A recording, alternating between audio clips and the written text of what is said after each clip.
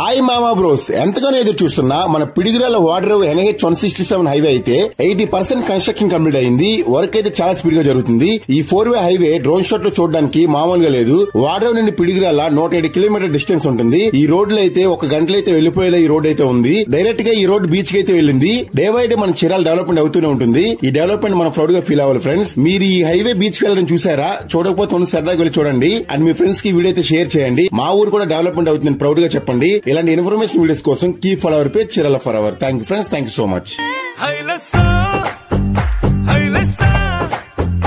నీ వైపే తెర చాపను